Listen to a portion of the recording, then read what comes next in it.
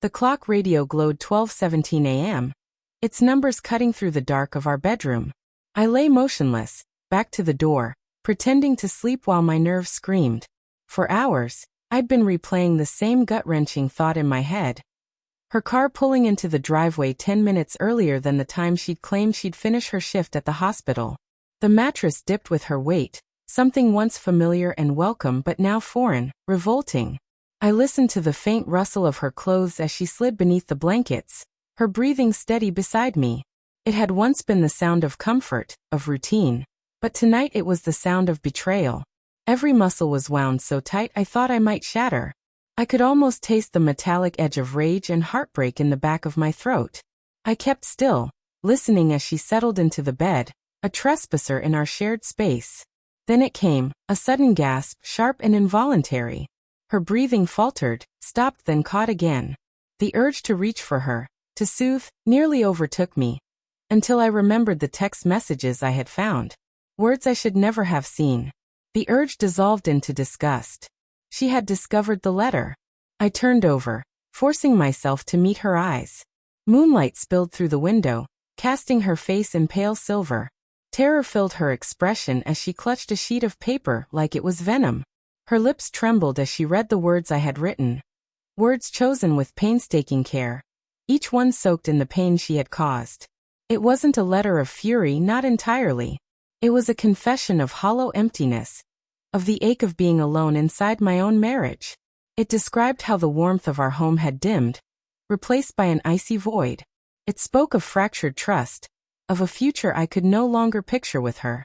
And it ended with a single, unrelenting line. "I know about him." "Steve," she whispered, her face frozen in fear. How do you know?" "Does it matter?" I replied, my voice flat, stripped of emotion. For weeks I had pictured this moment ending in shouting, maybe sobs, but in reality I was calm, eerily calm. She stayed silent, her eyes locked on the letter as though it could rewrite itself. "It doesn't matter anymore," I continued, steady low. "I've known for weeks. The late shifts that weren't late. The hushed calls. The perfume that wasn't mine. And now it's finished." Tears streamed down her cheeks, helpless and silent. "Please, Steve, please don't," her voice cracked. "It was a mistake." "A mistake?" I repeated, the word sour on my tongue. "No, ally. This wasn't a mistake. It was a choice you made again and again, every time you betrayed me, betrayed us. And now you live with it." I rose from the bed, pulling on my clothes in silence. The woman before me was no longer the wife I thought I knew, but a stranger. "Where are you going?" she asked, her voice fragile. "To see someone," I said, slipping on my shoes. I didn't need to explain further. She knew. The drive blurred. Each mile was another stab, another reminder of the happiness stolen from me. By the time I parked in front of his house, my hands were shaking, knuckles white from the steering wheel. Fury burned inside me, a storm ready to erupt. He opened the door in a t-shirt and shorts, smugness plastered on his face, the same expression I'd seen in the photos hidden on Ally's phone. He was everything I despised. Young, arrogant, shameless. "Can I help you?" he asked, that smirk never fading. "I think so," I answered, voice low and dangerous. "I'm Steve, Ally's husband." His face drained of color. The grin vanished, replaced by a flicker of fear. He tried to slam the door, but I shoved my foot between, forcing it open. The rage I had suppressed burst free. "You've been sleeping with my wife."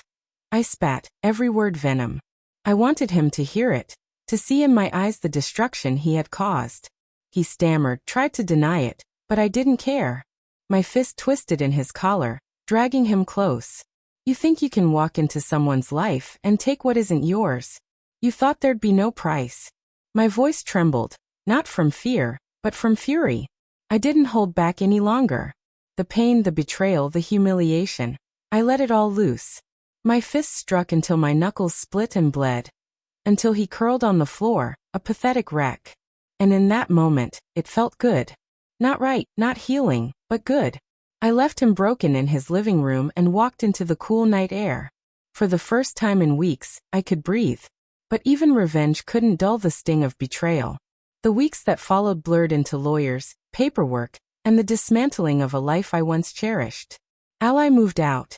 She tried to speak, to apologize, to explain, but I couldn't hear her voice without seeing her clutching that letter, terror etched in her eyes. In a small town, secrets don't stay hidden. Her affair spread like wildfire. Whispers trailed her everywhere. Judgment burned in every glance. Friends turned their backs. The life she gambled with crumbled. He didn't escape either. His reputation shattered. The charming newcomer became an outcast. Job gone, friends gone, respect gone. He couldn't show his face. And me? I became the sympathetic figure, the wronged husband. People offered comfort, admired my strength. But inside I was hollow. I kept moving, working, paying bills, doing what I'd always done, but with her absence my heart felt ripped out. Even now, years later, the ache lingers. Sometimes I wonder when it all began to slip away, when love started to fade, when the distance crept in, and why she chose to let it die.